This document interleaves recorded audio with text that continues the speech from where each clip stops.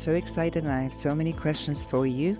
And obviously, I'm very keen to also be able to interview or ask questions from the ET guides, if I may call them that you will be channeling later. But I think it would be amazing if we could start with you, Rob.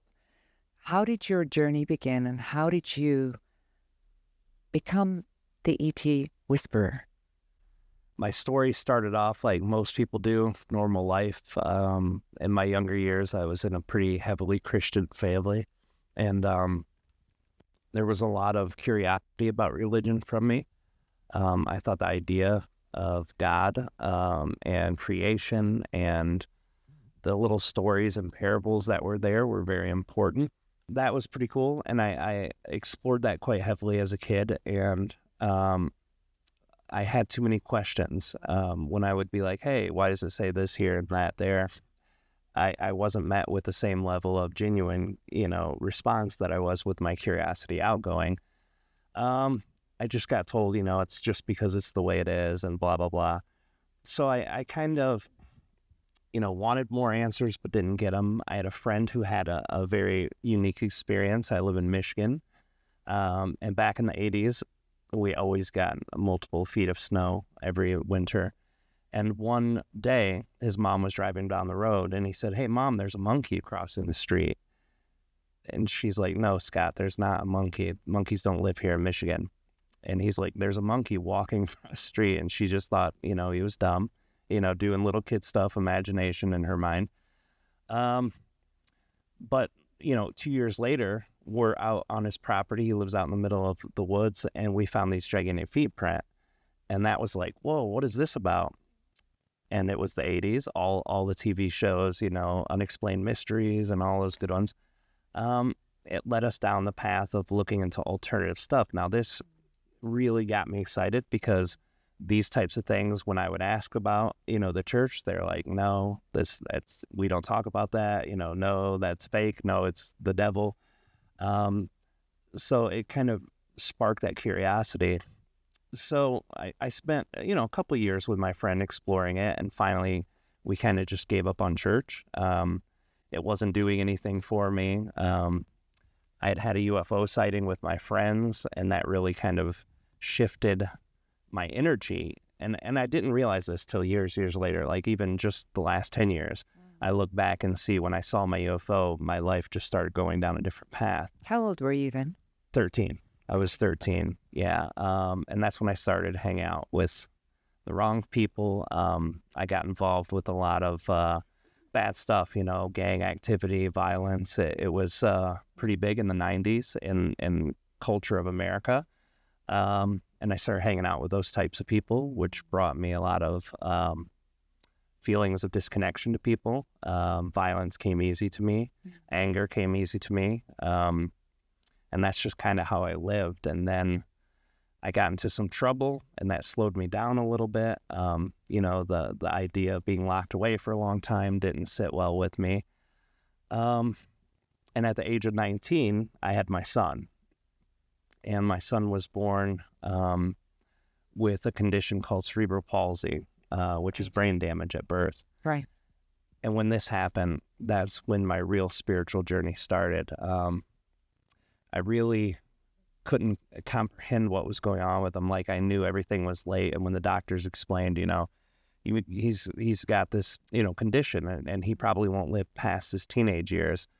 It ripped my life apart. This only person in the world I ever bothered to love more than myself was this little guy who I didn't like. Up until the day he was born, I was like, I don't want to be a dad. I hate kids. I don't like being around them. And then I just instantly see this guy, and I fell in love with him. Mm-hmm. Yeah. And that brought me out of the old life, the violence. It gave me a place to connect my heart to. After that, when he was about 2.5 or 3, I got into a car accident, Michigan, snow. I moved for a deer and hit a tree, and it messed up my shoulder and my neck pretty bad.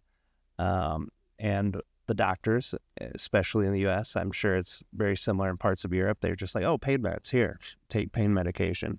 Yep. And then I realized, wow, now I don't feel those emotions so strong about, all the things I thought that my son would have, kind of mourning a future for him that I had projected from the moment he was born. I was like, oh, he'll be able to have a husband or wife, he'll be able to have, be able to do a job and play sports or do whatever he wants. And kind of all that being taken away, it was very seriously like losing a loved one, just the thought of my mind of this person I loved having this beautiful future. And the narcotics, the pain meds were the only thing that really took my mind off of that.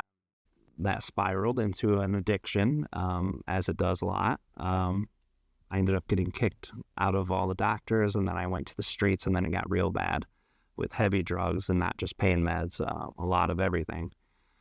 And I sat like that for about 7 or 8 years, just in heavy addiction.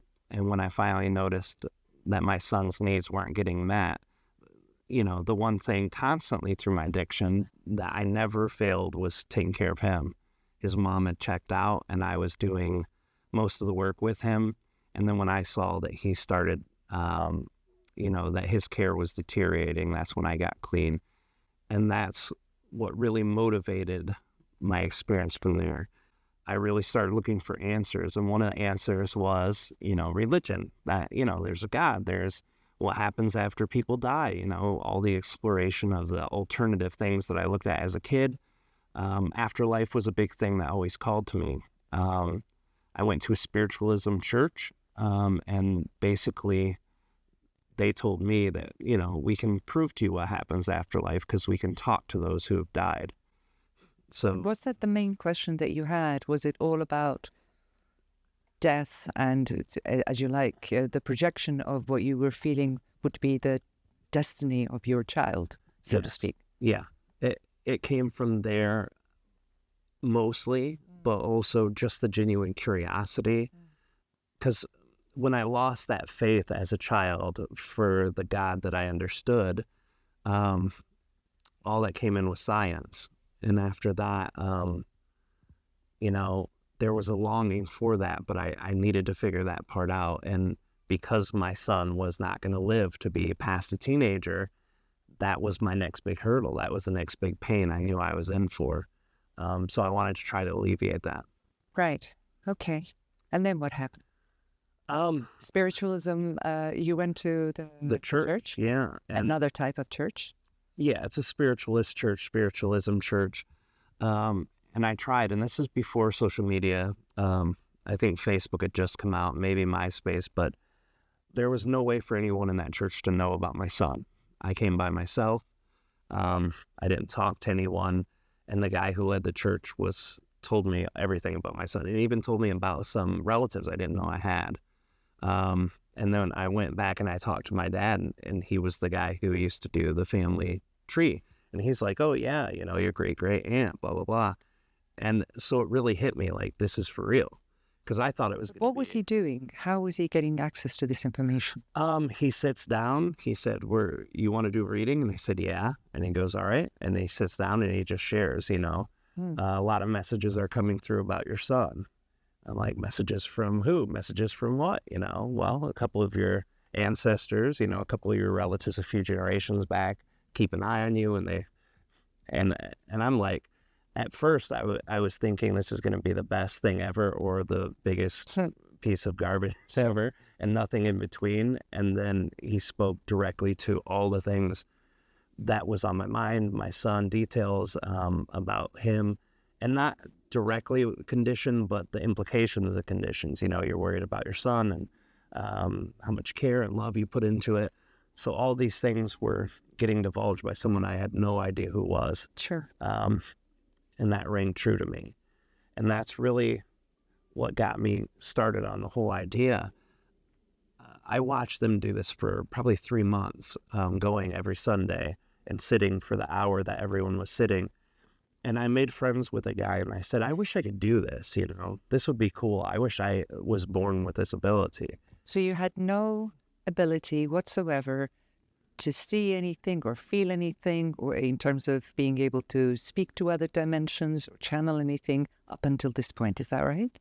Yes and no. Looking back, I see what was when I was younger as a kid, the dreams, that I had with a grandmother that I never met, that my mom was like, don't talk about that. That was there. High levels of intuition, knowing my son so deeply and his needs. He didn't have to ask for it. He couldn't ask for it. He couldn't speak. And I would know how to make him. So there's a lot of intuition. Just, everybody has that. Of course. Yeah. And we don't think of it as that, No. But I went to that place and he said, everyone can do it. And I thought he was crazy. But a lot of people in the church were doing readings for each other. And they invited me to the meditation. And then I didn't know there was a meditation. I was like, there's an after thing. And yeah, stay for that. And I did. And that got me started on meditation. And I kept doing it until I kind of fell away from the church. It was still a very organized religious thing. And then I found out on my own about sound vibration meditations, like the Gateway Experience for Hemisync, the Monroe Institute. And that's what really helped get past the plateau where I was. And that led me up to meeting Treb, which was my very first experience that was otherworldly. I did have a couple things happen in that time I was meditating. Let me stop you there and Sure. just take a step slightly further back. Let's go back to when you started to do this, actually started to put this into practice. What happened next? Because you were doing this to be able to do readings and to be able to speak to, if you like, people who have passed to other dimensions. Am I correct? Yeah, people. So take us from there. Okay, so from that point, I did a lot of meditation. Every day I was doing hours of meditation. So I would do 1 hour in the morning, maybe one at night, sometimes in the middle of the day.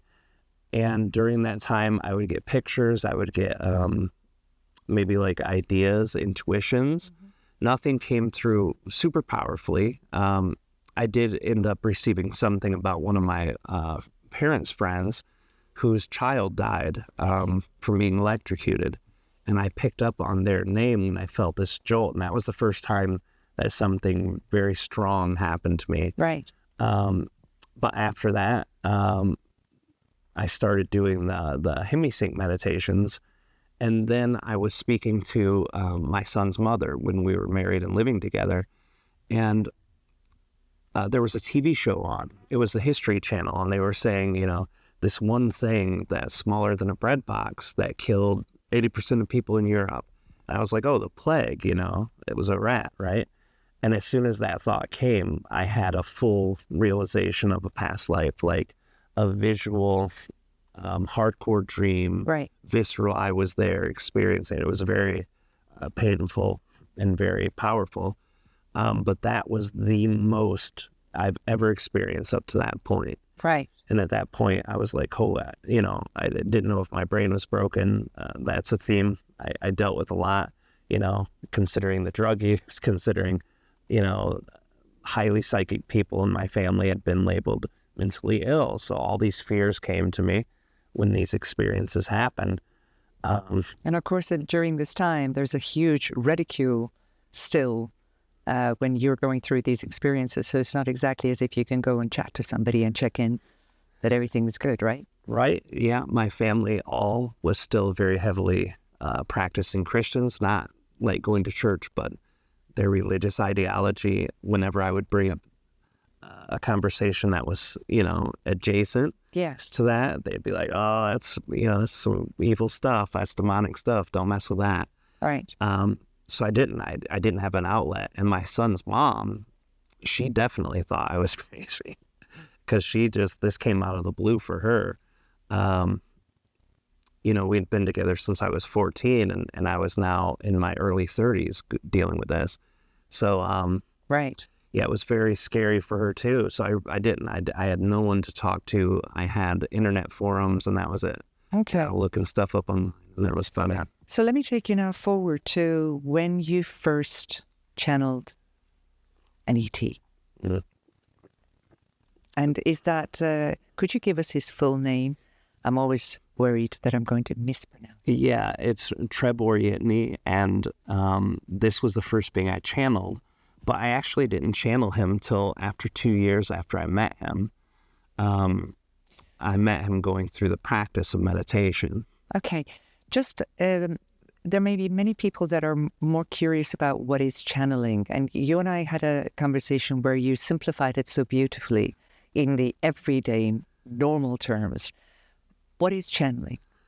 Channeling, in its simplest terms, is allowance. It's the allowance of the higher source to come through you. And it happens when we're dancing. It happens when we're singing. It happens when we're creating art. It happens when we are allowing ourselves to live in the passion. So everyone channels all the time. And it's very unique to see that perspective, that channeling is so weird and so out there. And my ex-wife calls it fancy channeling, how I do it. But everybody channels, right? But your wife now channels too, right? Yes. She channels also. Yeah, she's a very good channeler. Okay. My ex-wife, yes. Sorry. No, it's fine. It's a new distinguishment, so I'm still trying to keep my verbiage in line.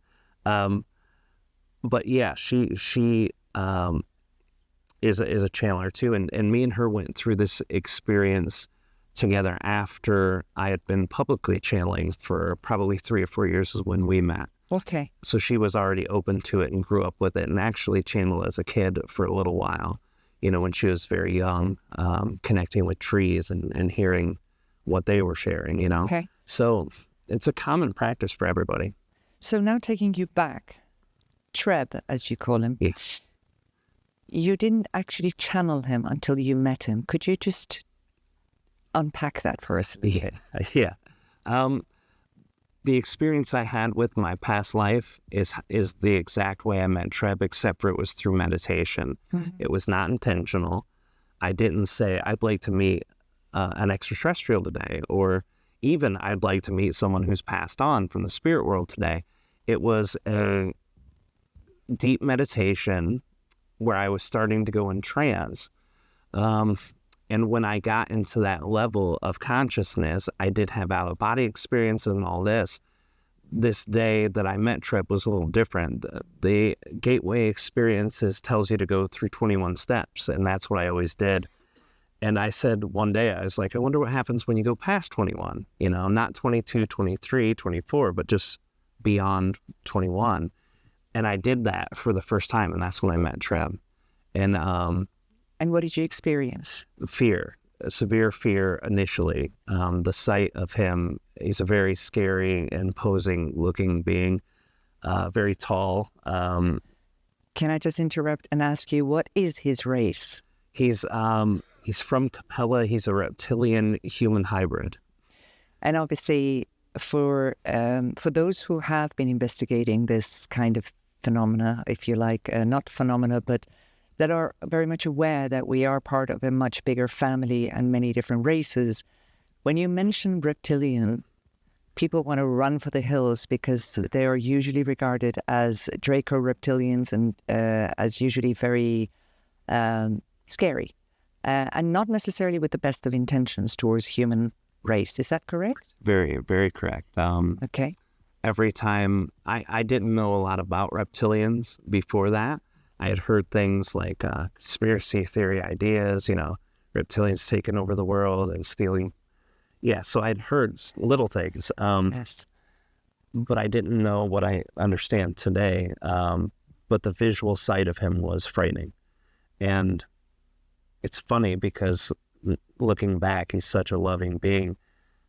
But the fear was intense, and it lasted less than a minute. And what changed that was a feeling of love that came from this being. It's hard to describe for people who've had like dreams that they remember. There's always the part of them that's like, oh, I was at my grandma's house during this time. They just instinctively know that in the dream, even if they've never been there in real life, even if they don't have a grandma that's living, they just know that what's going on. I knew that this love that I was feeling, a love that was big enough to make the love that I felt for my son very small. And like, to me, that was the standard of love. You know, if love exists, it has to be as much as I love this kid. And that felt small, and it was coming from this being to me. Right. And it really allowed me to stop the fear and let go in that moment. Okay. And what was the conversation like? What was it? What were the main things you were talking to him about? And so he came to you and you began to channel him after 2 years. Yes. Okay. 2 years of me going back and forth with him every day. The first time, it was a very short conversation. You said hello and you said goodbye. Something like that, very close, you know. Right. It was enough to let me know that we were connected for whatever that meant, and that if I wanted to connect with him again, to do what I did the last time, same process, go in, meditate, and that was it. And it scared me so bad. Now, at this point, too, I want to differentiate. My old meditations that I was doing from the church was 1 or 2 times a day. When I moved to the hemisync, I became obsessed with meditation. So I was actually meditating 7, 8, 9 hours in a day sometimes. Yeah. Whenever I wasn't doing the technique, I was just closing my eyes like this and just feeling sound, learning to experience Earth or life in a different way. And was it also to be able to, as you said, experience life in a different way, but also change something or not to feel something, you know, because 7, 8 hours is a huge commitment. Yeah. It didn't feel like a commitment. To me, it was an exciting thing because it made me feel better. Mm-hmm. I was still less than a year, maybe a year and a half off of taking drugs. So chemically, my body was still out of whack. I had gained a bunch of weight.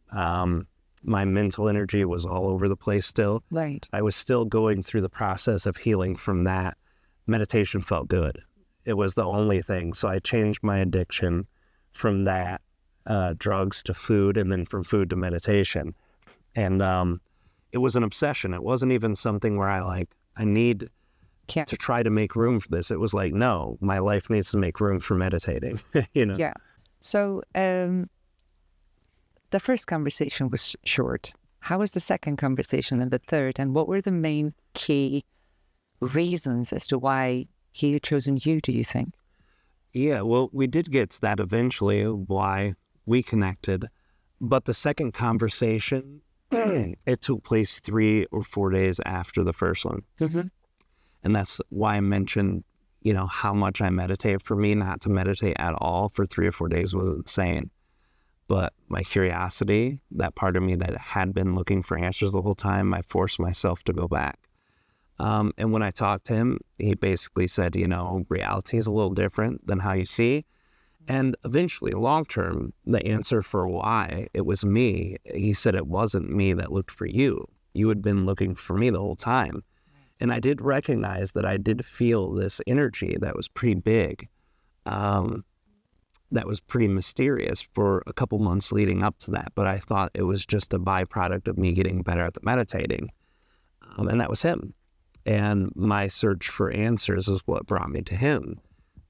Him being a function of a guide for me. He's always around. You know what I mean? There's not a time where he's just like, you know, hey, I'm going to talk to you. He waited for me to talk to him. You know what I mean? And that day when I decided I want to go beyond where I've been, that was the permission that was needed. So, we will move on shortly to also the other ET guys that you speak to, but you also talk about the fact that you have channeled many different races and many different ETs. Can you just give us an idea of how many there are and how many you've channeled? How many I've channeled? Probably over 1,000 at this point. I was doing it every day, 3 or 4 times a day. Even in personal sessions, people would want to connect with one of their guides. So Treb or Aridif would connect with them. And sometimes I just connect for the idea of like, hey, what does this race think about these things? Or how many races are we talking about? In our galaxy, there are millions of races, millions of different races. But probably just the ones that I've been connected to, probably over 1,000. That's a guesstimation, but it's probably pretty close. And how do you know what is your, let's say, because as you've stated, many people and anybody can learn this. And in fact, you run classes yourselves. Sure. So if someone was starting on this journey, what would be your advice in recognizing and being discerning about channeling a negative or a positive entity? Yeah, it's actually the first thing I always tell people when they're doing meditation is the first step of meditating is getting to know yourself and be yourself. Without that, I mean, there's no more connection outside unless there's one inside.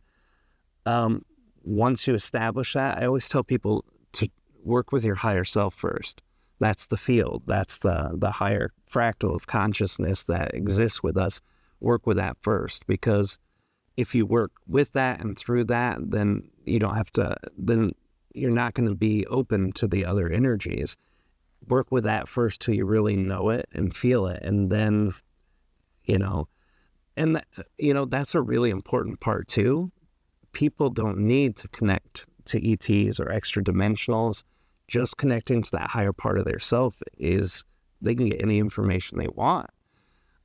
It's fun to do that. It's fun to go beyond that and to kind of see different perspective, but it's not really needed. No. Everything we want to know and understand is right. It's within us first, and that higher self is part of that. So can I just ask you a question? Sure. In the same way that many relationship counselors, but mostly the people that really understand the mind, the heart, they talk about the fact that you meet who you are, you attract what you are. Is that what you're talking about in terms of your getting to know yourself and getting to know what you are likely to attract? Or yeah, it's exactly it. And I've seen, and sorry, sometimes my brain jumps around. The energy of the being that you channel is always going to be in alignment with you, always. A mirror. And if that consciousness is manipulative, if that consciousness is giving you bad information or steering you wrong, it's because there's that part of you that wants self-sabotage, that wants to have an experience of this, or that just doesn't trust yourself, love yourself. And I've seen people who've channeled for a long time, who started out channeling really well. Their guides would share information on how to help people. And then they develop this mindset like, oh my God, I'm better than everyone, or hey, I'm popular now. And then all of a sudden the channeling goes out.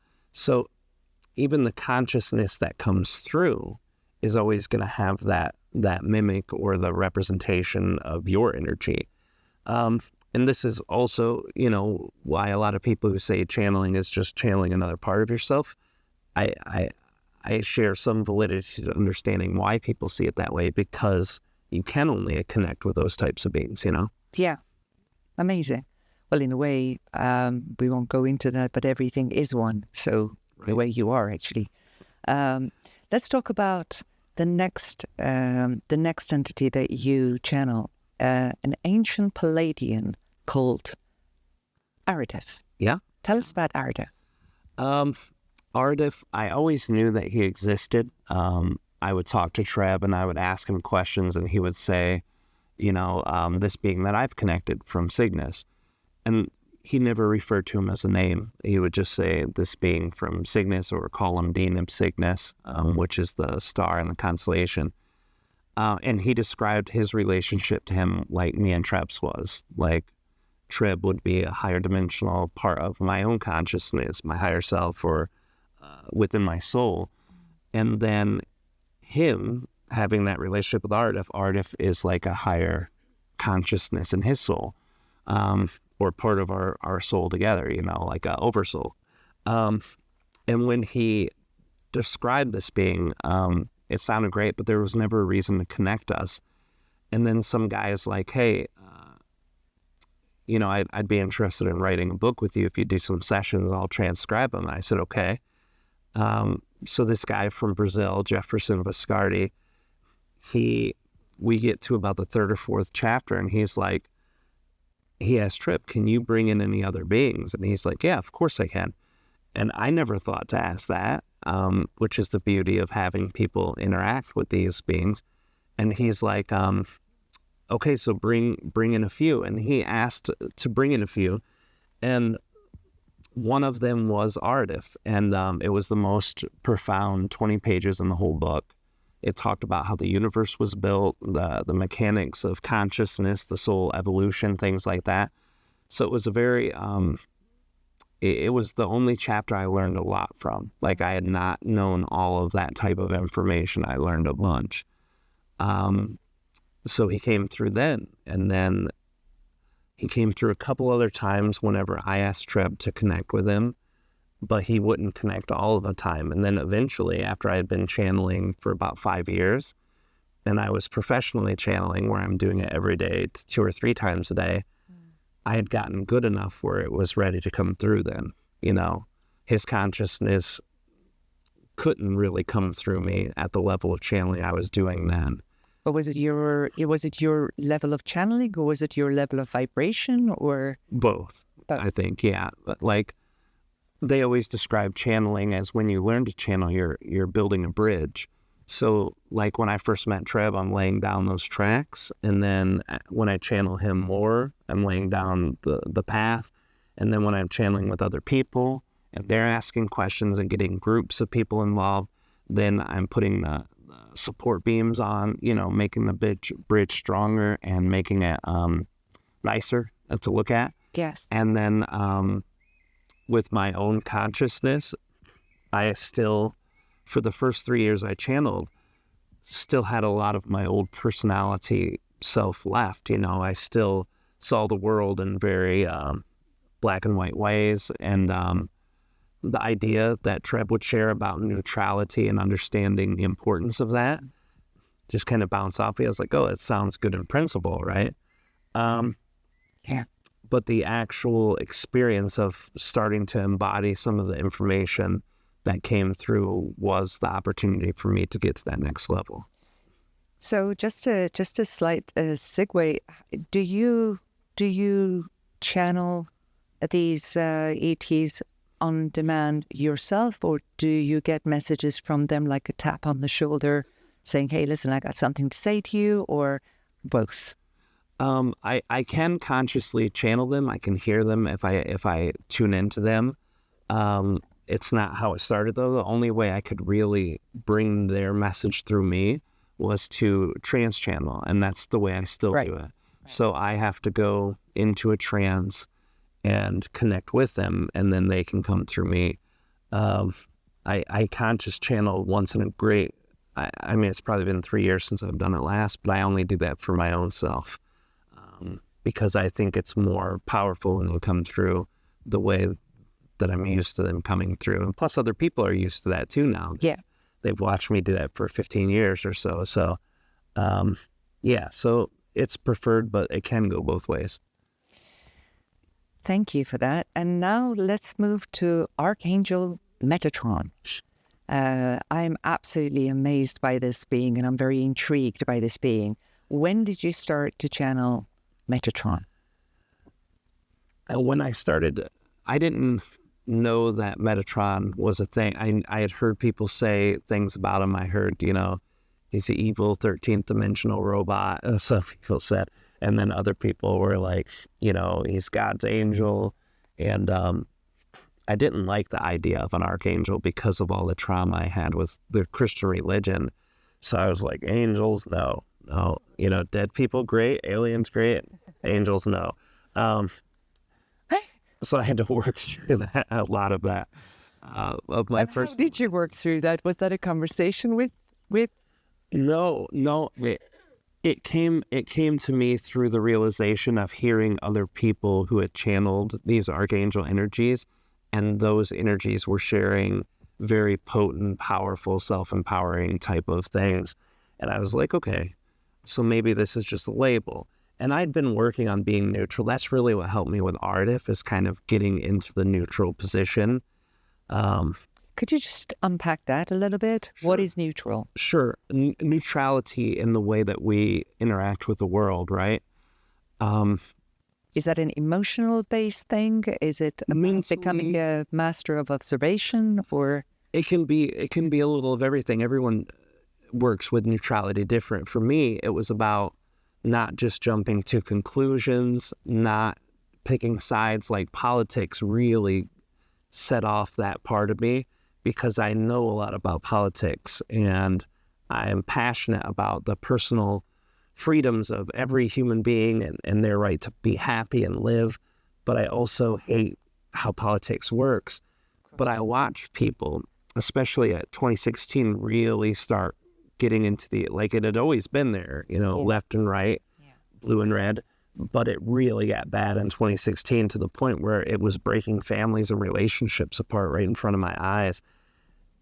And what stood out to me is that in that process, I was the only person like, hey guys, do you realize that those people who don't like guns and you who like guns, you guys are both disliking and liking it for the same reason, because you want to feel safe? 100%. You know what I mean? To me, that's neutrality. It's understanding the reason, not the side effects. Yes. It's not picking a side. It's just understanding why people do what they do. So, it's not being reactive to the situation. It's allowing. And that's what, Treb and Aridif have always shared, that we should try to do, And obviously there are caveats to that too. When you feel passionate towards something, you should do that too. But I guess it's the same old thing that they say, where focus goes, energy flows. Yeah. So it really means that if you are, and I often say you can't be a fighter and a creator at the same time. Mm-hmm. You can only do one or the other. So you have to choose whether you want to be a creator of your tomorrow, or whether you want to engage and focus your energy on something that you don't want, which actually means you're giving it life. Correct. Right? Yeah, absolutely. Okay. Absolutely. So now you have you've achieved that from Aridif. What does Metatron bring to the table for you? Metatron was, for me, it was the next level of channeling. Like Aridif said, there are, and at this point, there were more energies that I felt that were way stronger than any that I felt. And at this point, I had channeled all sorts of beings, even collective consciousnesses that were pretty big. And he said, there are two different energies that are available for you now. And I kind of felt like, every time I would do more channeling and get better at it, that I would unlock some cool special thing. And that's kind of how it felt. And he told me one of that was Metatron, and the other was the Nihal Collective, which was part of Treb's history, a different collective group. And at that time, the energy for Metatron became very relevant. It took me a while. It took me a month to actually get in and connect to him. But what he helped unlock for me was the motivational energy that sometimes I had a difficulty with. By this point, my daughter was on her way. So it was a couple years before my daughter was born. But every time I channeled Metatron before that, it always kind of pushed my life into a direction that I had been working on, right? For example, the first time I channeled Metatron publicly, I did it for my friend Ruben, who did an internet series. And that helped me get the channeling out to a bigger audience. And I'd always been wanting to do that. It's funny, when I first started channeling, I was like, if one person finds this useful, it'll be amazing. Wow. Like, even if 100 people listen and 99 laugh, that one person is worth it. But at that time, I felt drawn to channel more and put more channeling out. So I channeled Metatron, and the thing that I was working for came to fruition. Ruben came and did the show and shot the show. And then I channeled him about 2 years later. And then the show got picked up by Gaia TV. And then more people had access to my channeling. And then I channeled him a few months after that. A couple of years after that is when my daughter was born. Actually, she was born in so it was around the same time. And we lived in this apartment that was pretty rough. And we had been trying to get out of there for a while. and I channeled Metatron for the first time in probably 3 years, and the sewer lines exploded. So we were pushed to an apartment. It was in the same complex, but it was across the street. Our neighbors were quieter, more peaceful. We had a river in our backyard. So every time I would channel him, all the things I was doing would kind of be pushed in a direction. And it actually prevented me from channeling for a long time, because I've got this new daughter who's born with medical issues too. She had 4 surgeries by the time she was 4. And my son and my then wife, who were all just trying to hang on to life as it was. I was like, I don't want to drag them behind me. You know what I mean? If I get pushed forward, they've got to come with me, because I'm part of this team and I take care of the kids and do this. I don't want to drag them with me. So I just stopped channeling them for a few years. And the first time I channeled them, I'm moving out to a new place. And the second time I channeled them, I started getting invited to the live events again after not doing them for a few years. So that's what Metatron is for me personally. But what he shares is a lot different than what Treb and Aridif share. That was my next question. They share, Aridif and Treb can share a lot of things. A lot of it's based on what's going on out there. Metatron, it's what's going on here on Earth. It's more of an Earth-based energy, even though it's beyond what Earth is. It's not beyond the whole Earth, but beyond our earthly experience. So what do you mean exactly by that? So what is he concerned? Is it a he? Is it a she? Is it a message? It's everything. It's everything. Okay. Yeah. Is it? How would we refer to this person? We. They always say we. Okay. Yeah. So I'll go back to just calling him Metatron. Metatron is concerned. Is that the message for humanity, or are they concerned about the planet? Or are they concerned? What is? They're not concerned, but their focus is on Earth. Okay. They don't care what goes on, 2 solar systems over, or a lot of places that people have focused their attention to, knowing that Treb and Aridif are extra-dimensional, extraterrestrial beings. Okay. A lot of people's focus is on, hey, what's going on out there? Yes. And Treb and Aridif always try to bring them back down to their self, to make the realization. But Metatron just like, yeah, it doesn't matter. Earth, this is what it's about right now for everyone. So their focuses are drastically different. So give me an example of what would be a conversation between you and they. Okay, so with Metatron, I never ask Metatron questions because I don't have that same connection to him that I did with Treb, where I could spend actual time with him. But when people speak to him, they ask about life. They ask about how to arrange more, excitements, manifestations. They ask about the world problems, like politics, big picture stuff that they're having a hard time to figure out. Treb and Aridif approach those same questions with different perspectives, but Metatron always brings it right back to what we're doing here right now.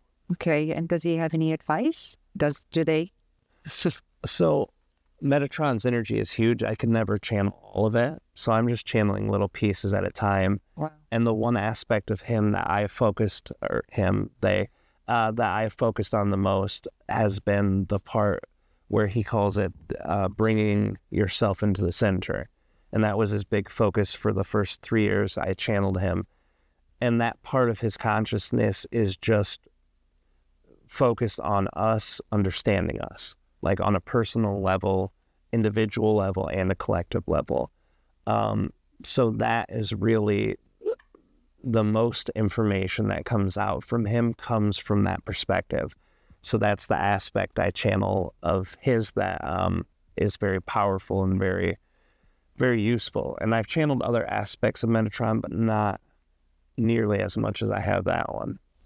So you have stated that Metatron has had an incarnation in the form of Enoch.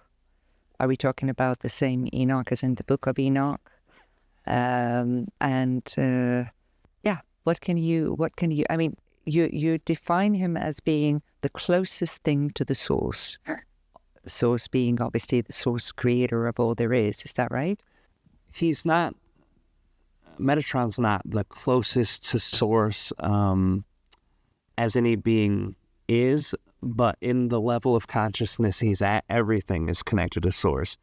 So the version of Earth that Metatron would experience would be the same, where the grass and trees are just directly connected to source. The level we're at, there's heaviness, there's density, there's disconnection. You know, even though animals are very naturally tuned to the earth, they still have resistance. They're still killing each other. You know, there's still resistance in all the systems of earth. And their level, you know, I always call him, but... I'm so glad. Yeah. I'm not the only one. So their level is just much closer to source without that resistance. But he's also focused on just earth, like the consciousness of him is only directly connected to earth. Care. So it's like an earth archetype of energy. And I understand when you channel them, you can't channel anybody else. Right. At the same time. Right. Just you can channel the other two entities that you work with quite regularly together. Yes. Treb and Aridif are they can exchange Metatron. I just have to channel Metatron. Yeah.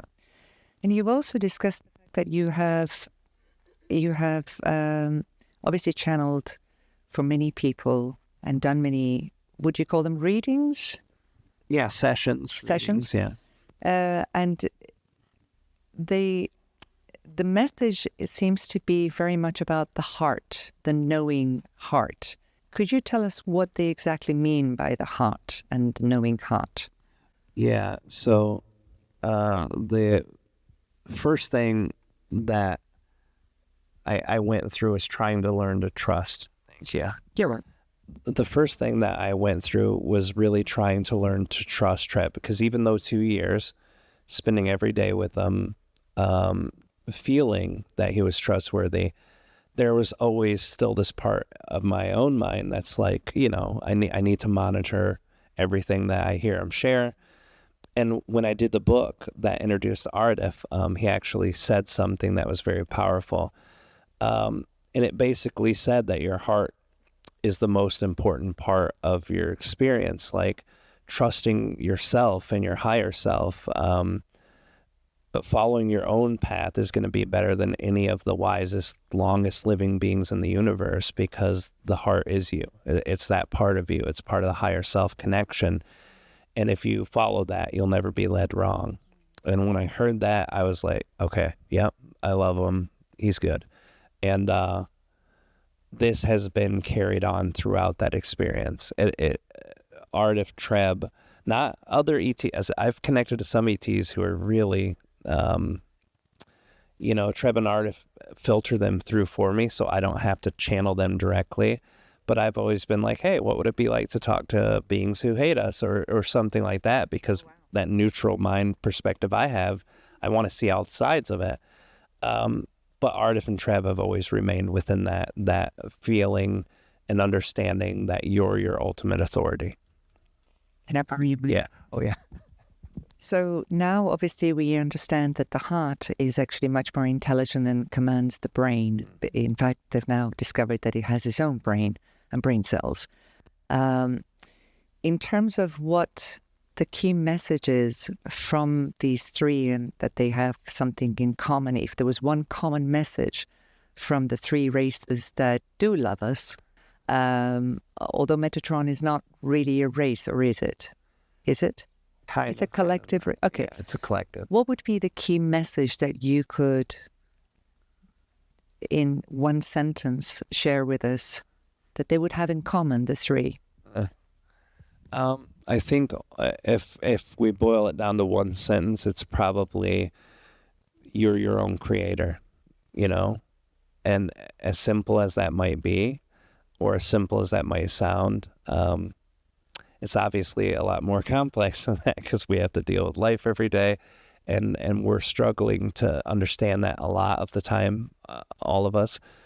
But when we take away all of the stuff that's hard, and we look at it objectively, subjectively, we do see how much we are a part of that creation. Even if you can only attach the thought of maybe, well, if I see things in a good light, then things are better feeling. I mean, that's good. That's right. Yeah. So about, obviously I write about quantum physics and creating your own reality, so I completely understand it. But just for the benefit of our audience online and here, how would you describe the power or the untapped power of humanity that I am sure these races are looking to awaken? Yeah. So the energy that we have as the capability of us on a creation level, what their desire is to see us grow the best that we can and the most that we can. There are also different schools of thought. Treb and Aridif's race are very, they call themselves a type 1 race, which means that they don't interfere with free will, that they don't see things as good or bad. They see everything as one, and they try to act accordingly, which also means the information they receive from above, they distribute below, because it should be accessible to everything and everyone. Some races are like, humans are great, we love you, but don't talk to those beings because we don't like them. So there's a disconnection there from actual oneness, even if their intention is good, and that would be more of a type 2 race. And type 2s come in very benevolent and very malevolent. I would say most type 1 races just want to see everything expand and grow to their own desire. So Treb and Aridif, especially, that's what they want to see. They want to see us grow in the way that we need to grow and that we want to grow. Where Metatron, I think, is more focused on just Earth going through the change and supporting that change. Now, obviously, we're in an event. Oh, it's not working. Oh, yes, it is. Is it? Yes. We're going through, we are at an event that is called the New Earth Frequency. As far as these races are concerned, is the Earth changing frequency? Yeah, it's been something they've talked about for a long time. Right now, the energy of the experience we're going through is accelerated, and we can kind of see it in the way the world plays out.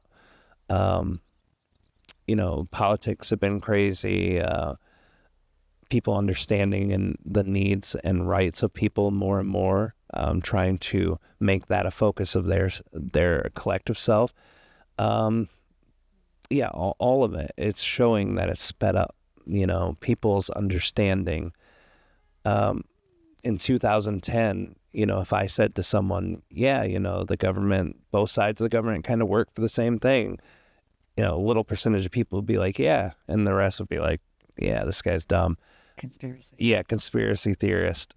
Now people are starting to see what's going on. They're like, oh my word, it's better for other people if we behave a certain way. It has nothing to do if it's good for us or not. I want to do what's good for me. And that's huge to see how many people have shifted to that mindset.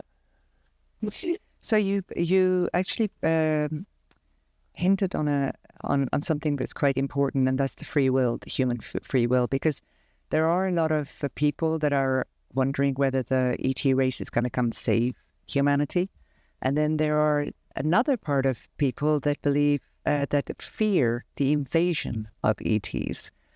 What exactly would you say they feel is their participation? And by channeling through people like you, what is it that they're aiming to achieve at the end of the day? Sure. So every being has an agenda, good or bad, right? Agenda doesn't have to mean it's a bad thing. It just means what their purpose and desire to do it is. So Treb and Aridif's agenda, in my perspective, is just to keep that information flow going. Mm-hmm. They also have been very mindful not to speak of subjects when it wasn't time for people to hear it. Certain subjects, I've heard them blatantly dismiss or avoid. They'll answer this part of the question, this part, but not the middle, for years and years. And then slowly, more information comes out. Other beings, their agenda might be different. Their agenda might be, hey, we want to get humans as accelerated as quick as we can. That could be for genetic purposes. It could be because they like us. Fake invasion, part of that. It could be to create fear, because some beings actually do very much feed from fear. So it just depends. And that's why I think it has been important to hear from those beings that are extraterrestrial to take your own counsel rather than hear it out, because people already have given ETs so much of their power by saying, they're here to save us or they're going to destroy us all. Seeing them as a godlike powers or super beings, it takes away from our power, Thank you. I'd like to open up to questions, not just from people here and the guests, but also the people online. I would encourage you to put some questions in the chat, and perhaps our lovely host can read it out loud. In the meantime, I'm opening up the floor. Any questions? Perfect. Thank you, Rob and Pooya. Just loved this conversation. Thank you so much. My question, Rob, we did chat about this, but I thought it would be great to talk about it again. I've listened to a lot of channelers, Bashar is one of them, who talks about the hybridization of the human race. And I've heard even Dolores Cannon saying you will never find the missing link because it wasn't a naturally evolved hominoid that where we reached to. We had our DNA genetically modified. What does Treb and Aridif or Metatron say about that? So what they've said about it is different than other things I've heard about it. And this is something that I also find unique, different. Aridif and Treb still live in a physical body, which means they're still, experiencing through the filters of their understanding. So what they've said is that, and what I've heard many channelers agree on, is that they don't agree on the time frame, but Treb and Aridif say about 2 million years ago, the first visitation happened with the Anunnaki beings, which came and shifted humans' genetics. And after that, they left, and other races like Elohim came in. After that, other races came in. And then it goes back about 36,000 years when we started seeing the activity from the ET visitations stop in the history, both physical and written, and then the written history start to be archived. And then about 13,000 years ago or so is when they stopped coming to Earth regularly. And during all that time, there were several different genetic changes. And part of the reason humans are so afraid of ET is we went through traumas with those beings while they were there. There were beings who came here who weren't very nice to us and beings who were more loving and caring for us. The reason people have that God they need to praise someone, they need a superhero also from the ETs, because they kind of made themselves that for us, the ones that weren't so nice. You depend on us, these are our rules, you follow us. So there's a lot of history there, and it's still, I don't understand the clear timeline, but I do know that there was a lot of physical changes, DNA changes. This is also why humans feel so connected to these races. A lot of people hear the word Pleiadian or start learning about them, and they're very connected to the energy there, because that's part of their DNA too. And I think that's why channeling is becoming more easily accessible for people with the main races that people talk about, Pleiadians, Arcturians, Sirians, because we've got all that DNA in us too. So we already have a connection ability with them because our DNA is the same. Fascinating. Thank you. Anyone else? Can I just carry on with there are obviously a lot of talks about the Anunnaki and the especially chromosome number 2, which I understand has been changed to change our lifespan. Do you know anything about this? I do know quite a bit about the Anunnaki story and the origins, where they came from, and a lot about things, especially in the last 3 years, that have really been unlocked. And that was part of the information I was talking about that has trickled down. Like, we weren't ready for it then, and now we are. Or maybe it was just me personally that wasn't ready to let it come through me, and now I did. Either way, yes, but the lifespan thing has been a part of that. The early humans that they first created lived 900, 1200 years, and lived a lot longer and had more consciousness available to them in a natural state.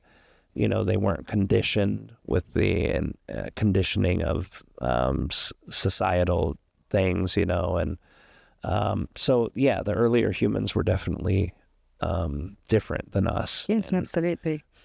It seems that the Sumerian kings list, and this exists in many other cultures, where you're talking about thousands of years of reigning on and you wonder just how many years they were actually alive to be able to reign for 10,000 years and so on and so forth. So I'm just wondering, were they jealous? Did they want us not to exceed beyond a certain level? Or do you have any idea? Can you give us any idea about that?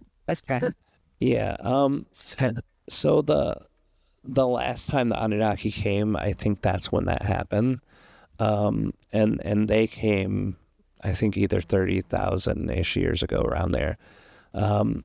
They came because they also evolved. 2 million years ago to 30,000, that's 1.5 million years of evolution. And they realized what they had done to us. They didn't just create a race for their own purpose. They didn't harvest genetics from reptilian beings for a purpose. So they saw that they left us kind of broken and bruised and feeling parentless. And there was a lot of things that happened because of their leaving. And I think that was part of it too, was to shorten that range of suffering before they left to then. Now, I'm not sure if that was their DNA change from the last visit till now, or if that was another race, or even just a natural part of us that needed to evolve. So we created a shorter lifespan. I know we did that in reverse, through our own natural selection of going from 30 years as like a caveman to now, because we have more to experience now than we used to then. It could be either or. Yeah. We have a question. Hey, Rob.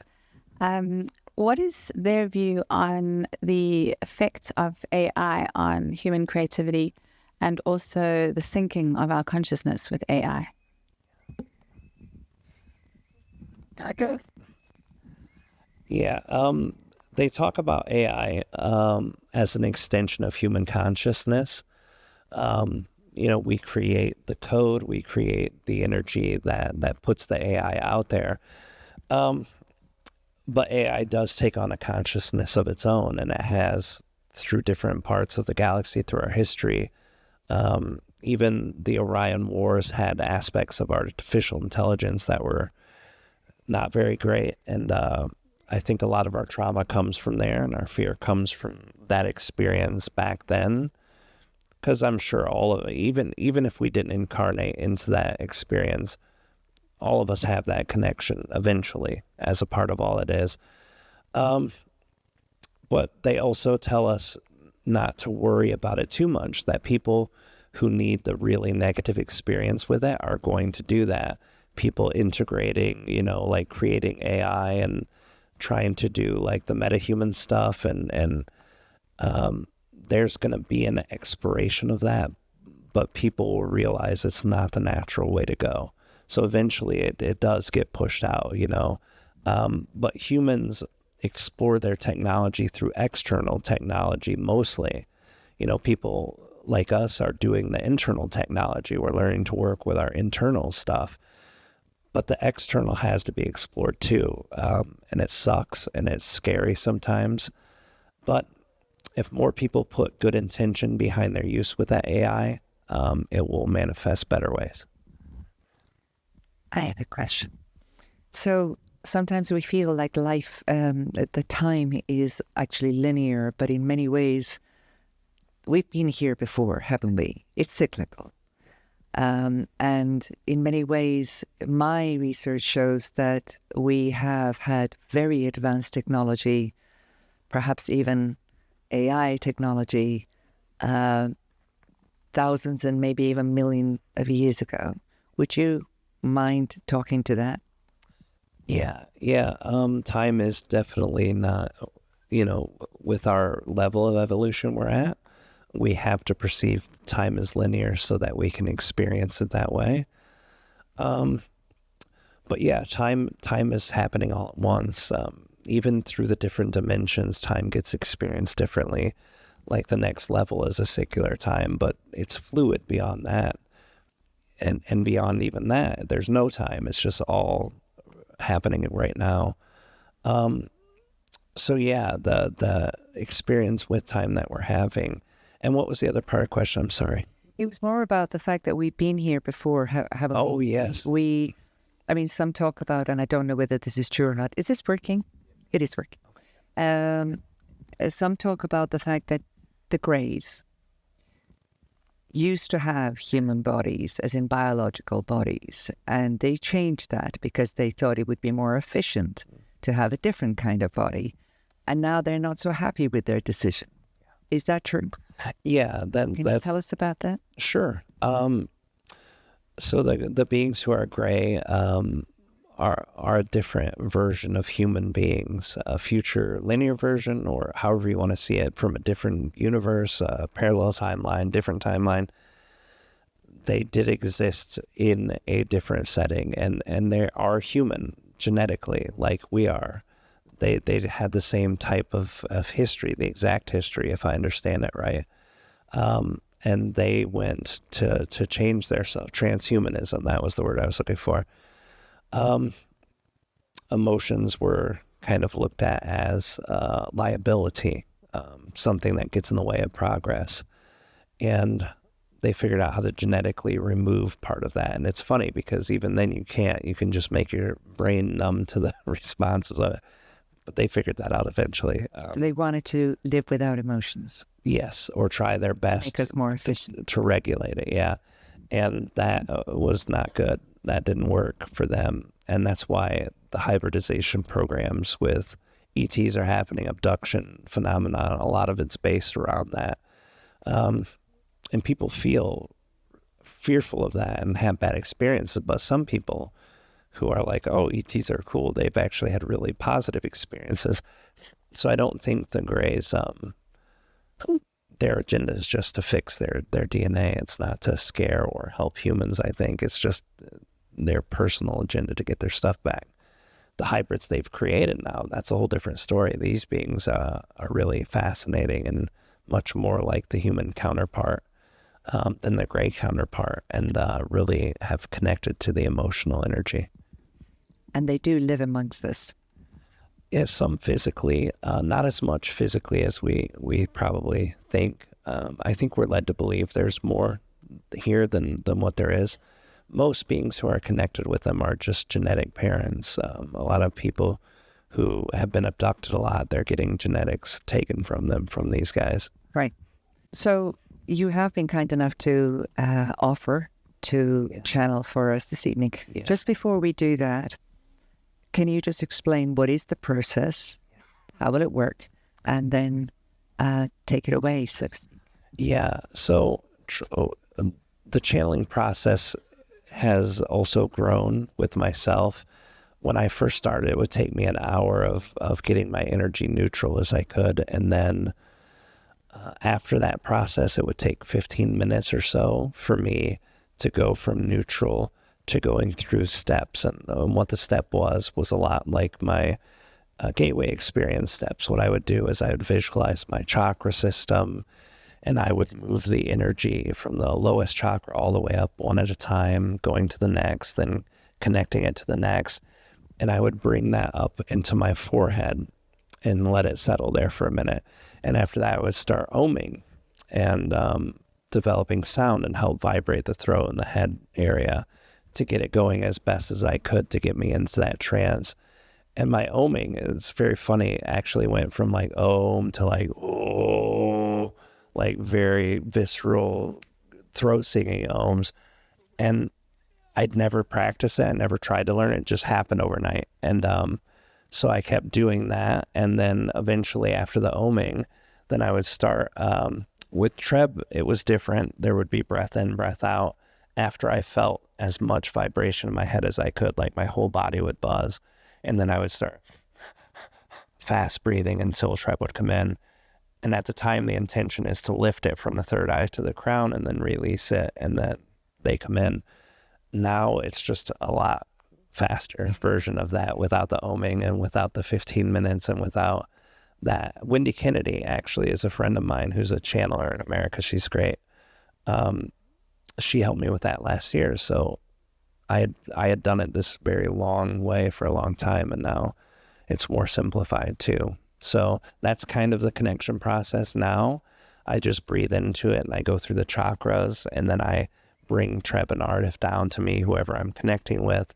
And then when I feel them coming in, then I go out. So it's a lot more compressed version now.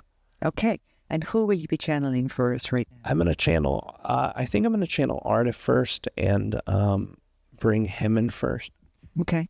And we've agreed that we're just going to let you not only just start, but to allow them to obviously say anything before we ask any questions. So if there's a message they feel compelled to share, they will share. Yeah, I think that's great. Also, to kind of let everybody know, Aridif and Treb come through me very differently. If both of them come tonight, you'll see that change. If not, and you're here for the next couple of days, you'll see the difference. And yeah, I'll bring in Aridif first. Before I start channeling too, I think I'll take 2 minutes to refresh water and use the restroom. Absolutely. For everybody to get a little break. Absolutely. That's all right. Okay. All right. All right. Thank you. Thank you so much. Thank you. Fabulous. Thank you for joining us for part 2, where Rob is kindly agreeing to channel for us, starting with Aridif. And if we're all ready. Greetings to all, this is Aridif. Now, I understand all of you have questions for this day, but before going in to those questions, there are 2 things that we wish to express. The first, above and beyond all things that are expressed in this day, to know, to feel, and to perceive that you are loved, in our perspective, is of the utmost importance.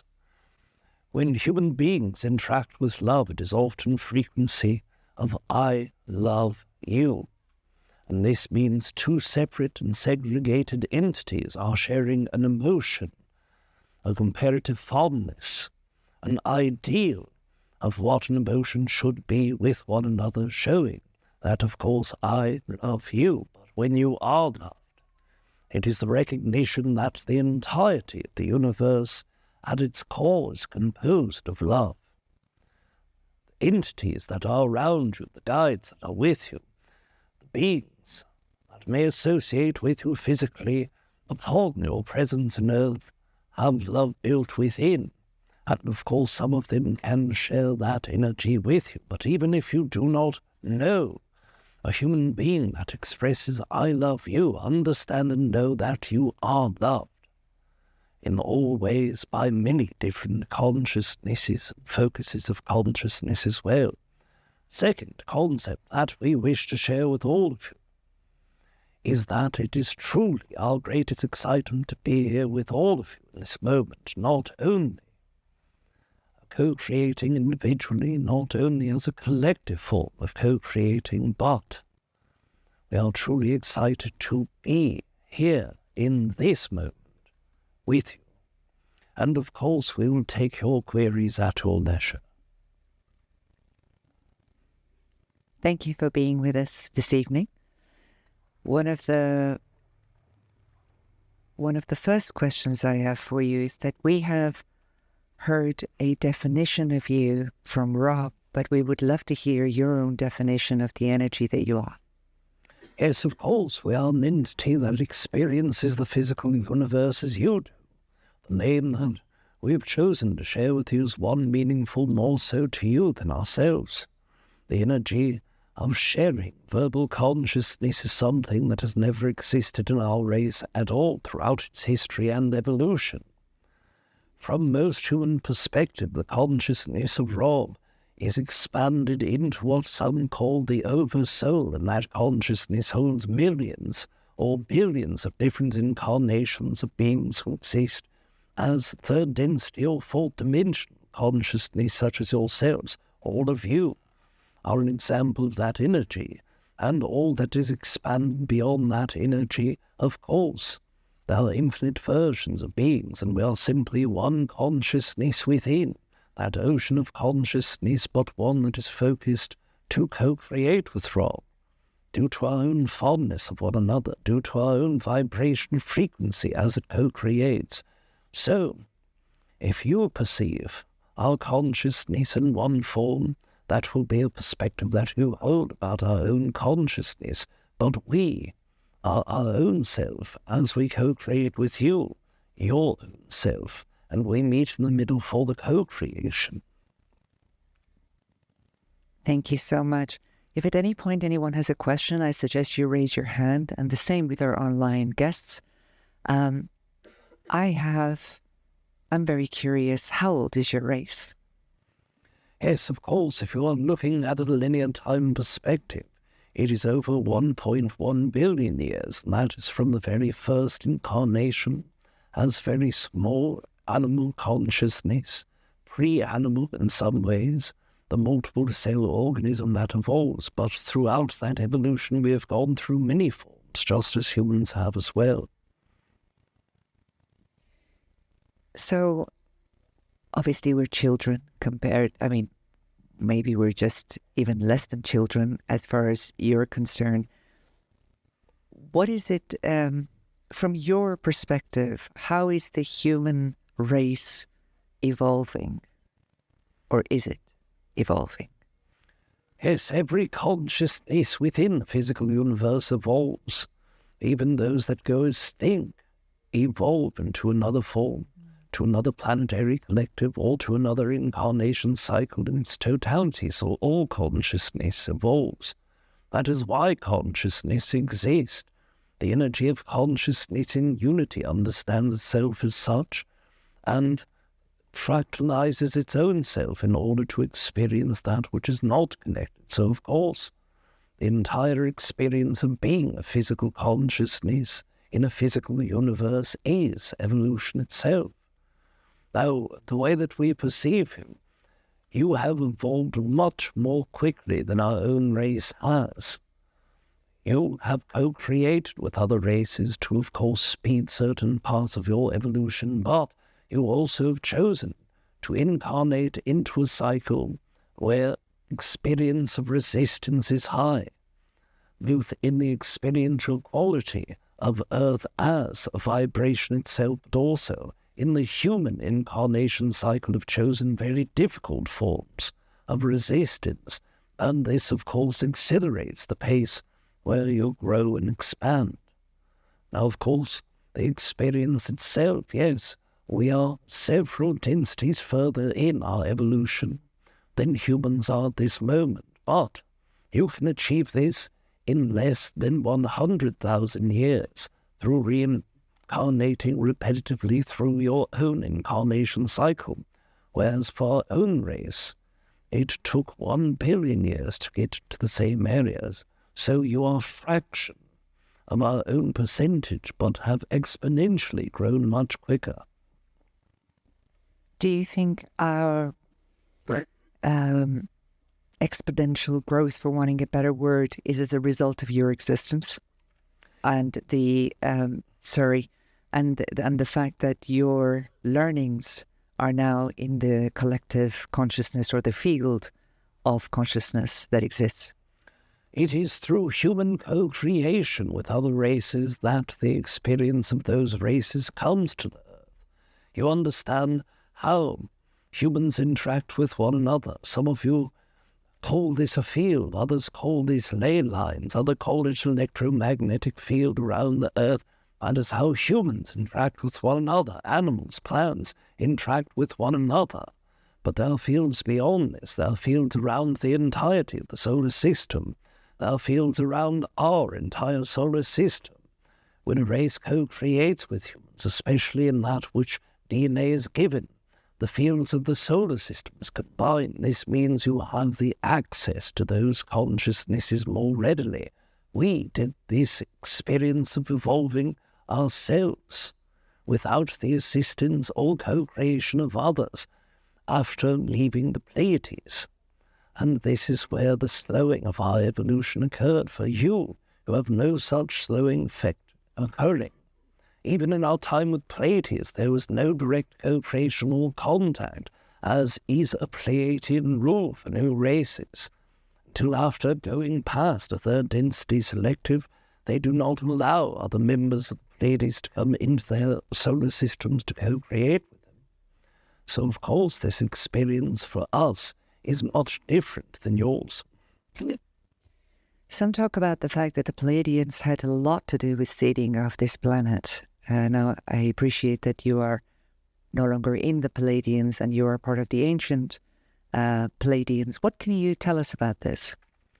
Yes, of course, there are several humanoid races that shared their own genetics with humans. Two specifically. One, that was your Anunnaki. Most humans do not perceive Anunnaki as Pleiadian in nature, but they too, as we, co-created from the Pleiades first and left for a different experience, understanding the area that is Pleiades understood by your presence as several star cluster of sky, perhaps a smear of light within your night sky is actually several thousands of races that exist in the several hundreds of stars that are in this specific star-creating region of space, and from that area it is quite crowded. Multiple races exist. So evolution, to expand consciousness, comes from either integrating into that collective system or to leave that system and co-create elsewhere.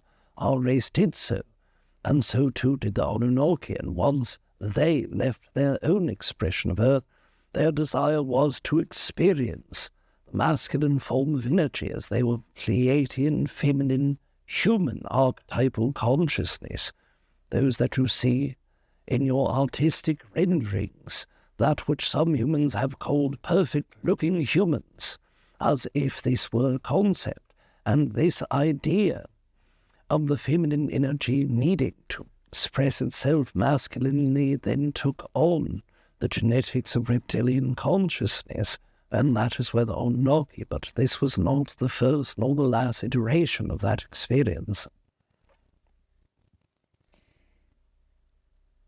I have a question about the golden, the cycle, the great year. In many cultures we have what is called the great year, which is made up of many different cycles: the Golden Age, Bronze Age, the Iron Age, the Silver Age. And it's always talking about the age of unity and the age of duality. Are we coming out, is this concept true? And are we coming out of the age of duality and going back towards unity? And is that why things are changing? Or are we just, have we lost our way? Or how do you see it? Yes, there are many different forces that co-create with Earth that have caused both unity and disconnection. Some of those were external influences, some of them natural cycles. Mostly it has to do with what humans desire to evolve. So in order for humans to evolve into a unity consciousness, there must be division. But how can you achieve this when there is unity? Of course, creating cycles. And where unity occurs right now, you have disbursement across the entire Earth that are different within the spectrum of cohesiveness or separation that occur. You have polarizations that are so drastically different.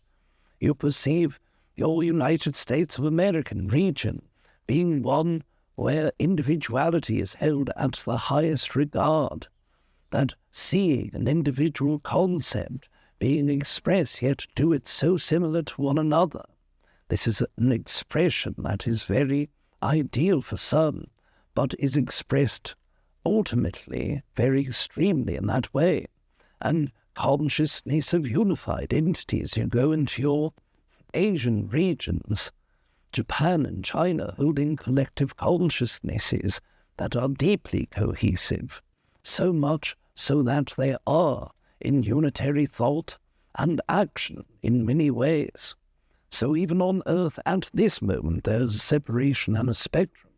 Ideally, the consciousness of Earth strives to find unity. And that is a greater cycle that is occurring as a part of evolution. The next part of human evolution is what?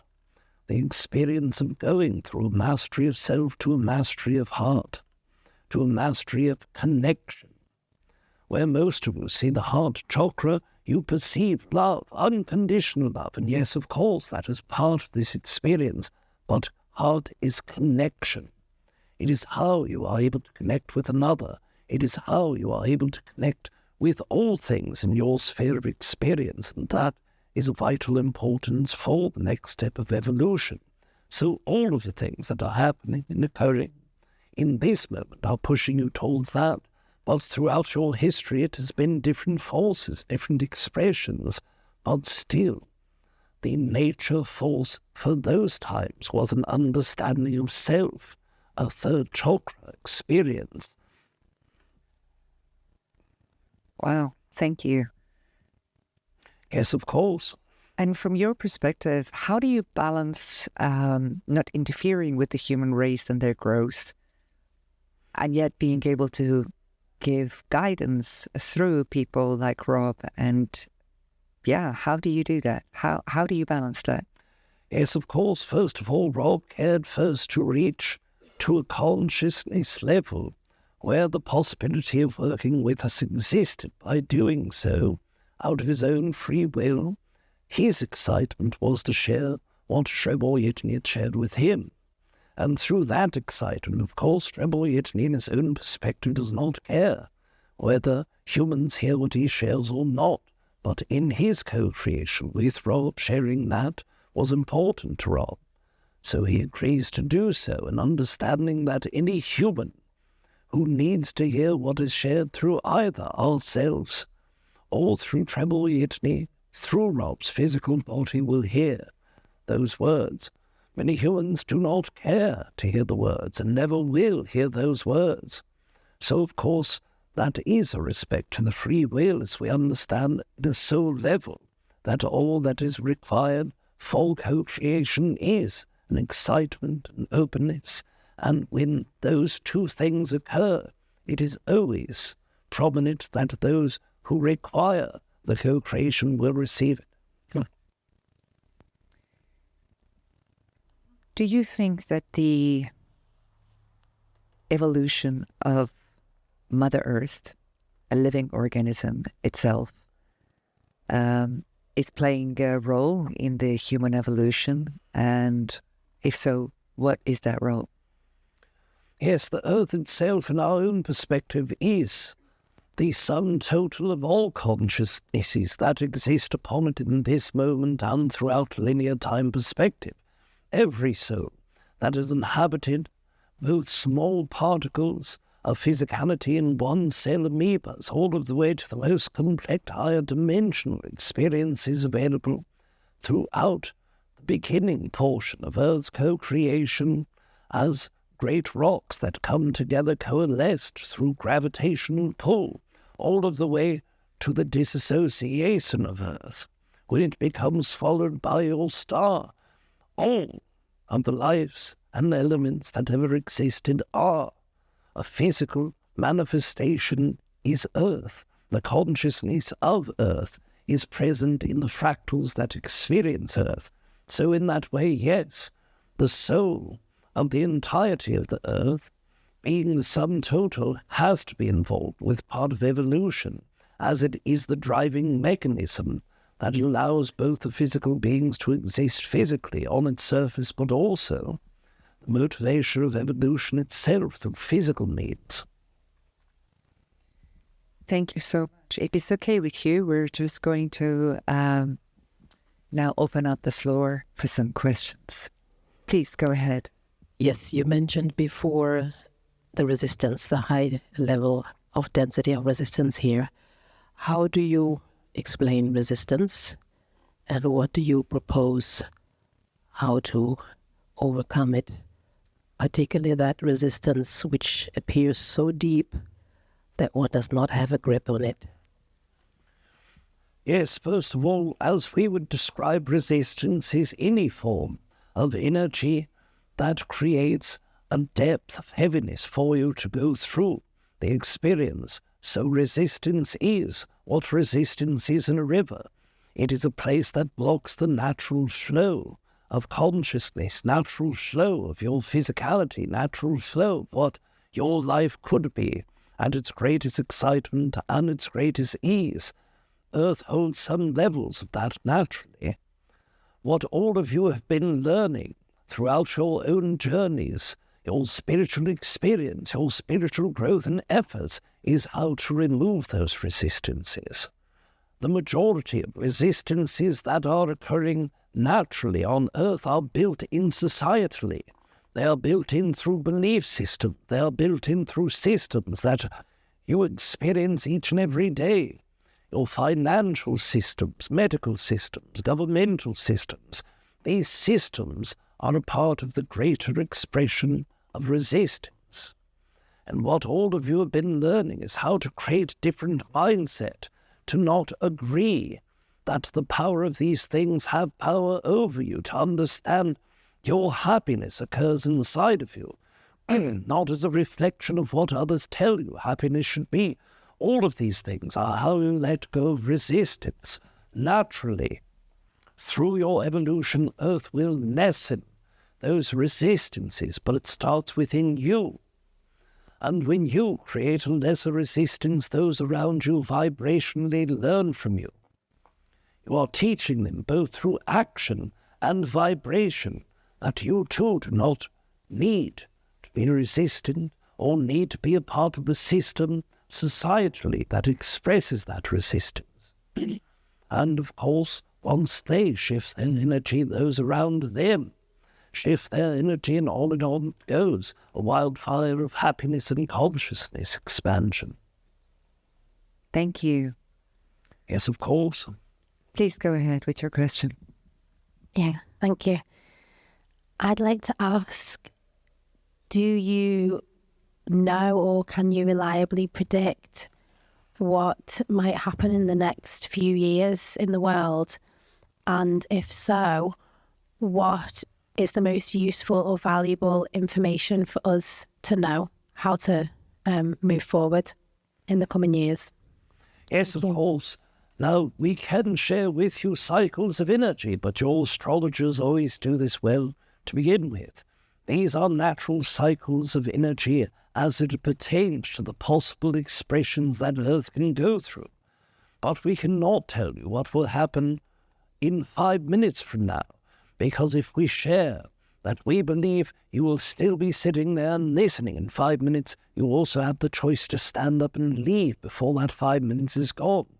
So the aspect of your free will being, very important in the equation, is important for humans to remember when it comes to experiencing the future as well. We understand and know that Earth as a whole are pressurizing their own mental and emotional states against the systems that feel pressurized to them, and by that experience, in the next couple of years, as it were, the experience of humans will shift. Perceptions of certain systematic levels have already shifted greatly in the last few of your years. The continuation of that occurs because this is what the next part of evolution for the human consciousness is. It is to understand itself, it is to master the understanding of itself, and then start working towards perhaps lesser arduous journey of connecting to others and creating a cohesive form of connection.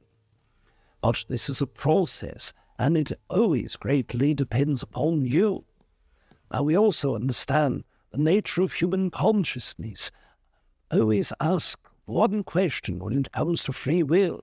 Is the higher self or my soul dictating my experience, or is it me with the free will? The higher self, part of your consciousness, does truly understand and know what your desire is. It does not stand in linear time. It perceives the totality of your life in this moment. But you, as the lower fractal consciousness, as the embodied entity, you are the one who's behind the driver's seat. You are the one who chooses how to deal with your emotional reactivity. You are the one who chooses how to deal with co-creating with other humans. You choose how to reflect upon all of the experience you have, both internal, external, and co-creative alike. So your action will dictate the future. Now, of course, these are the most simple forms of answer. What if we were to share with you at what timeline are you speaking of? Now, this would be an entirely new concept. So, of course, we will leave it at this. That was so beautiful. Thank you so much. We have another question for you. Please, are there any of you living on Earth among humans? Yes, now if you're speaking of our race specifically, no. We do not physically incarnate in Earth, but there are many beings who do. Some of these are perceived as starseeds by many of you, those who are a soul of another planetary consciousness who chooses to incarnate in a physical body and experience life in Earth as a human. But when you remove linear time, all of you are doing this. All of you have been upon multiples of other systems. All of you have been upon multiple different planets. So, of course, starseeds are part of this experience. New souls entering Earth are. Now we go to the physical attributes of this query and find, yes, that there are beings who are hybridized in nature, who live upon Earth. There are higher dimensional consciousnesses all around you that you do not perceive that live on Earth. There are multiple races that have either grown up on Earth or are from Earth, that are in higher dimensions that still exist around you. The physicality of many of these beings who are physically interacting with other humans becomes quite noticeable by many humans. The consciousness of their physical body is not structured the same as an average human, as it were. Many of you see differences in the eyes, the way that they move, the pupil size, the difference. All of you experience this differently. Some of you have the psychic ability to perceive a tail upon a human where no tail exists. You are seeing that being who was once a reptilian soul, choosing a human life, or a physical entity, choosing to come into the Earth and create in that way. Now, of course, this is a much lesser degree in that way of experience than that of starseeds. Starseeds are numerous in nature, but there's a very small and finite number of those who physically tried to come to live upon Earth. Thank you. And we have one more question.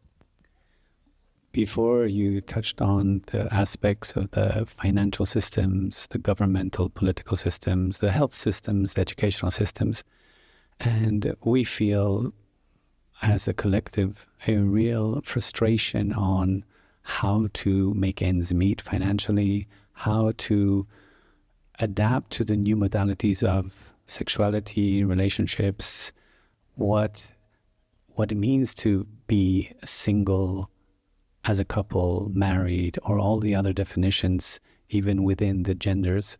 And also, all of this has effect on the health. The health systems seem to be more like sick systems that just promote continual chronic care rather than solutions for optimal health, wealth, relationships, love, and living on this beautiful paradise of Earth. What kind of tangible, practical advice could you give us for all times, especially the time that we're living in right now? Yes, of course. Now, all of these things are an important part of the evolution that you are going through in this moment. All of them are ever-shifting landscape that eventually ends within a freedom of co-creation and creation. But we have shared this throughout the entire time that we have shared with humans in this incarnation with Rob, but also before when working with other entities that lived upon Earth in different regions. These systems that are created to hold power over sovereignty can be unplugged from at any moment. If you don't like the banking system, then start trading. If you don't like the food that is produced within stores, you can create. Now, we understand it's not that easy, especially when there is a financial system. But community and co-creating with those who are excited by the same things. We see this growing exponentially in your collective right at this moment. Those that want sustainability and create their own foods through co-creation and collaboration with community. They're the same for those who are going through the different experiences of education, taking their children to people who understand certain subjects, who can share with them and teach them, rather than that and going in a school that they do not care for. We see the experience of humans going through politics, fighting, screaming, yelling at what they feel is most justified. All of these are not wrong answers. All of them are not right answers. The matter is what is right for you. You feel oppressed by these systems. Letting go of those beliefs can relieve that stress. But most of these belief systems are too deeply ingrained for many humans to simply let go. We understand this. So the practicality of either using your belief systems for your benefit or shifting those belief systems are the first layer. The second layer is change the behavior from the systems you perceive as oppressive. If you are in a relationship with another human being, a romantic or sexual relationship, and they were to punch you in your face every day, eventually you would understand this system does not work. This system is harmful for myself. And no matter what experience you live through with that person, no matter how much shared traumas or bonds that you experience, eventually you would express to yourself, it is time to remove myself from this. So too can be financial system.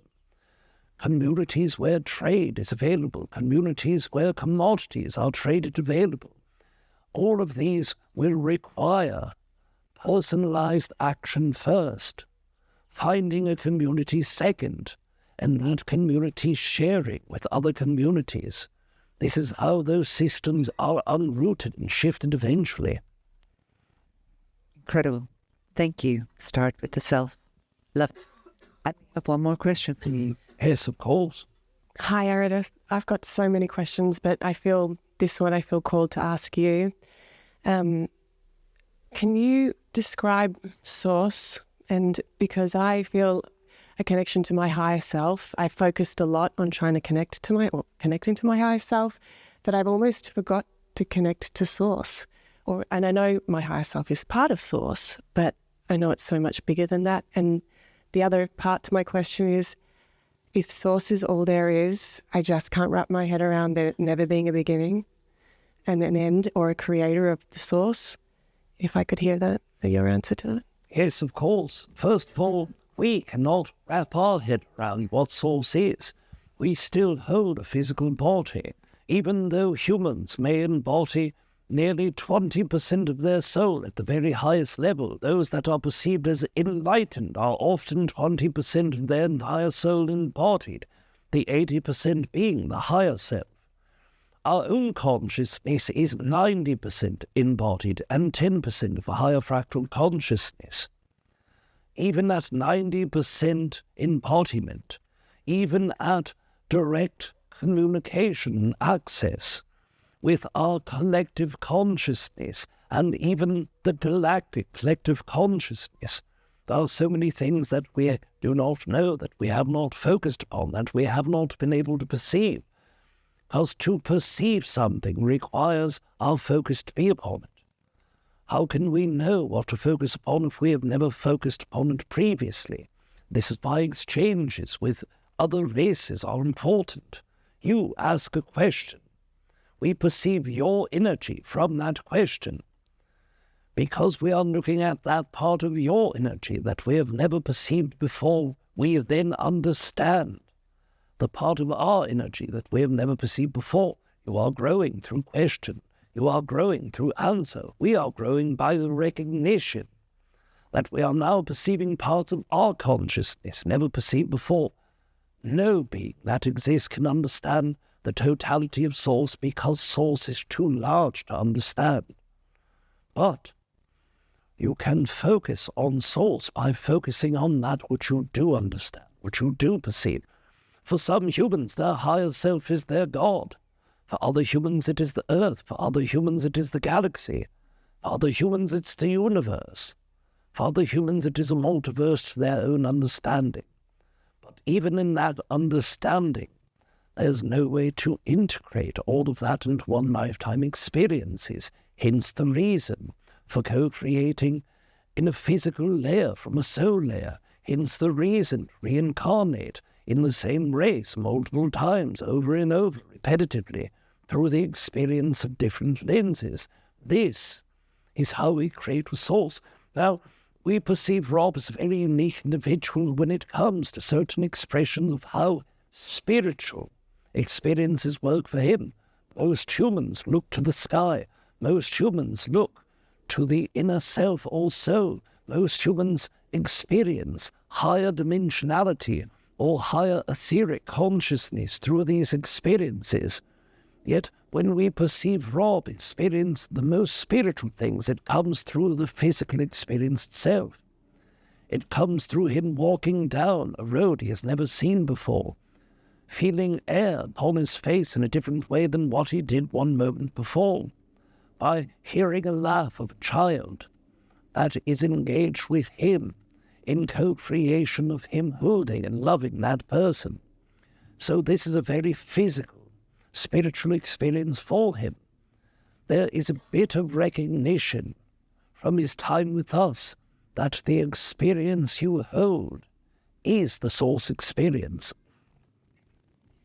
Now I know, thank you so much. I know that we have many more questions for you, but I'm just wondering whether you would be okay. I understand you would be joined by Treb for a few minutes. Would that be possible? Yes, one moment we will connect. Can we do that? Shall we do that? Good evening. Good evening, and thank you for joining us. Yes, we are very excited to connect with you. We're very excited to have you here. We have been waiting for your loving presence. And thank you for joining us. We have some questions for you. Would that be okay? Yes, we are very excited to be here with you. And we are very happy to answer questions if we are able as well. Do you have anything to say before we go into the questions? Yes, we are very excited to be here with all of you, and we love you as well. Fabulous. Let's go to our first question. How would Yes. We can hear you well. Yes. How would you guide a parent bringing up a child when one is still having resentment towards their own upbringing? Yes. The first energy of connecting with your children is understanding that they are sovereign beings and souls that chose you to participate in the experience of raising them and being a part of that system. So it is important for that to be recognized. It is also important to know that when you love your child and there are less conditions on that love than what you would with normal humans, that the child usually flourishes. The problem that many humans have is the energy where they are connecting with their childhood and comparing that childhood, because there's traumas from experiences. All humans have traumas with their parents, little ones or very large ones, and that is because the role of a parent is to supervise and guide, but you have a soul that is very free who is born into the earth, and then they are learning suppression or resistance. And when they are learning this, of course, you are the fault for that in some ways, because they are perceiving that you are the person who puts them in the system. Souls know that this is not the case, and souls understand that this is a role that must be played. But the parent always has the ability to push down hard on their children or to allow them to be. And allowance is very important, and we know that physical safety is important, so humans having an experience where physical safety is very different than higher dimensional lifetimes. This is also a very important discernment between the experiences. But ultimately, if you love your child and you desire to help them, you support them with that love, allowing them to be who they are, but also be very aware of the physical exchanges of danger. And by doing this, this can help the simple process of love, the simple process of giving, can help remove the trauma without thinking about it or without directly processing it that you have with your parents or you have with one parent. The difference that you have also is that when you allow that energy to be a self-healing mechanism with your child in you, the energy naturally acclimates for the parents, but it is also important to face those experiences, understand where the traumas are coming from. What were the traumas that you have with parents? Either they did not have enough attention to you, they treated you negatively, they treated you badly, they would hurt you emotionally or physically. Sometimes even the sexual abuse of a parent is at the most drastic, and these energies are very difficult to deal with or process. But when you put yourself as a living example of what can be done better, this is how your generations are starting to understand that peacefulness is better than violence, that being more gentle to another human is better, not bullying children is better than bullying them. All of these things are learned, and love is that first key, and acceptance of who that child is, no matter how different from you, is the second, and continuing to let go of those traumas, knowing that you are the better person than what you experience, and know that your child will give that to their child as well. Amazing. I hope that answers your question. Thank you so much. I know we're running out of time, but we definitely have room for one more question. Hello, my dear Starseed family. I have a question related to Atlantis and Lemuria and Mu, where we all were from the very beginning before we descended. And would you like to tell us more about these places where we've been before and why we are here again now? And also the connection to the crop circles. Thank you. Yes. So all of these are somewhat connected in the way that humans understand linear time as history. Many humans see Atlantis or Mu or Lemuria or Lumania or all of the different cultures that came before as human. And it is true that they were human in nature or humanoid, but there are differences in the experience of Lemuria than it was with Atlantis, and Atlantis with a modern-day human. And even though there are parts of the culture or history that tell you that Atlantis was a specific civilization in the Atlantic Ocean region, and different versions of this have been shared, the ultimate concept is the technology that Atlanteans had in the true nature of Atlantis did get passed on with the overlapping of the human experience, but what was recorded in your history was not the same Atlanteans that existed before 2 million years of your timeline circuit. the Lemurian beings that were around as the Atlanteans started incarnating.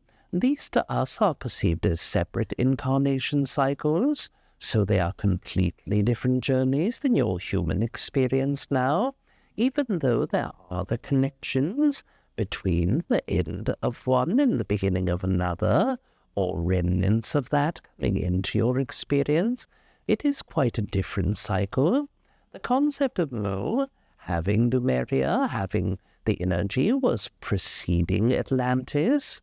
So during the time where Lemuria started going out of their incarnation cycle, Atlanteans started coming in that very brief time where two existed at once, the same as Atlanteans existing with Earth humans at this version of humans, the same occurred there, and there is a transition of knowledge, a transition of understanding, but also a much different experience from start to end, because that is what incarnation cycles do as well. Thank you so much. Are there any other questions quickly? Because I definitely have one last question for you. Oh, my last question is love. As human beings, as far as I can tell, we all want to be loved, and we all want to be able to love despite everything going on. What would be your one advice for growing the love inside of us and, in fact, becoming aware that we are love? Yes. The opposite of love, in a human perspective of love, is judgment. Judgment creates the boundary of not being able to share or receive love as well. So when you are judging yourself, then you deem yourself unworthy of love. When you judge others, you judge the reason you can't share love with them. So releasing judgment is very important to integrate, give, and receive love as well. You're amazing. Thank you so much for joining us. Yes, and you are amazing as well. Thank you so much.